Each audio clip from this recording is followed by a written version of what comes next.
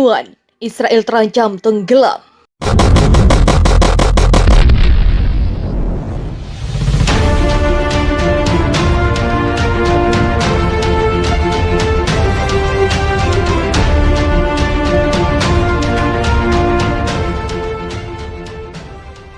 Beberapa waktu lalu, Kepala Ilmuwan Kementerian Perlindungan Lingkungan Israel, Prof. Noga Kernfeldskor, dalam laporan investigasi mengatakan Israel harus waspada sebab bisa tenggelam.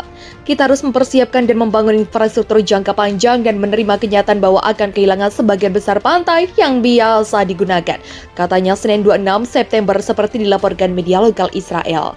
Gambar yang muncul dari penyelidikan media lokal itu setelah pembicaraan dengan lebih dari 20 sumber sangat memprihatinkan. Israel harus mulai mempersiapkan kenaikan hingga 1 meter di permukaan laut pada tahun 2050. Penyelidikan itu mengungkapkan negara tidak hanya belum memulai persiapan, tapi juga belum menyiapkan peta untuk menunjukkan apa yang harus dipersiapkan. Peta pertama, naiknya permukaan laut yang menunjukkan kerusakan disiapkan atas permintaan media itu. Kenaikan ini diperkirakan akan memiliki dampak yang berbeda di berbagai bagian pantai. Sebagian besar pantai Nasolim akan lenyap. Pantai sempit Java akan tertutup oleh air, seperti juga sebagian besar pantai Karmel, Meridian Haifa, dan bahkan dermaga di Pelabuhan Kaisar dalam bahaya. Menurut proyeksi di tempat-tempat tertentu, air diperkirakan akan membuat terobosan sempit ratusan meter ke pedalaman. Hampir tidak ada hamparan pantai yang tidak tersentuh. Kenaikan permukaan laut bukan hanya masalah bagi pemandian musim panas. Fasilitas desalinasi tebing, infrastruktur drainase, dan bahkan instalasi militer dalam keadaan yang berbahaya. Selain itu, air laut dapat menyebabkan asalinasi lahan pertanian yang menyumbat muara sungai. Meski demikian, tidak ada badan resmi. Fasilitas desalinasi tebing, infrastruktur drainase, dan bahkan instalasi militer dalam keadaan yang berbahaya. Selain itu, air laut dapat menyebabkan salinasi lahan pertanian yang menyumbat muara sungai. Meski demikian, tidak ada badan resmi yang bertugas merumuskan solusi untuk masalah tersebut. Pemerintah Israel terlalu disibukkan dengan urusan-urusan lain, seperti kampanye dari pemilu dan berikutnya putaran pertempuran di Gaza, perjuangan atas biaya hidup, dan sejumlah isu mendesak lainnya.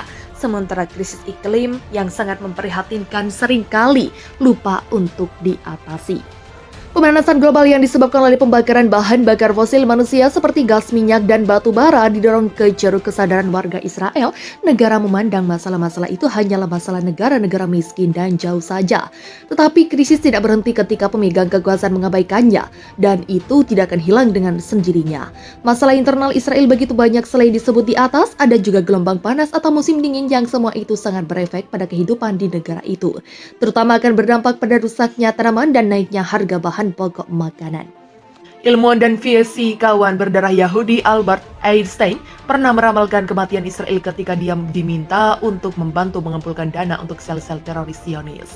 10 tahun sebelum negara Israel dideklarasikan di atas tanah yang dicuri dari rakyat Palestina pada 1948, Einstein menggambarkan pembentukan negara itu sebagai sesuatu yang bertentangan dengan sifat hakiki agama Yahudi.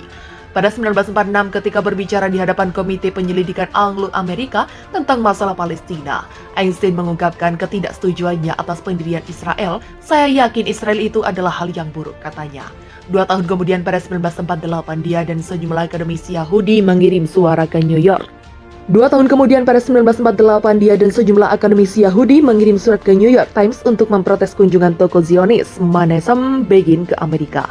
Dalam surat itu, mereka mengecam partai Herut pimpinan Begin, menyamakannya dengan Nazi dan fasisme Hitler. Menurut para ilmuwan Yahudi itu, Herut dan Nazi sangatlah mirip, baik dalam hal organisasi, metodologi, filosofi politik, dan daya tarik sosialnya. Herut adalah partai nasionalis sayap kanan yang kemudian menjadi Likud yang kini dipimpin oleh Benjamin Netanyahu.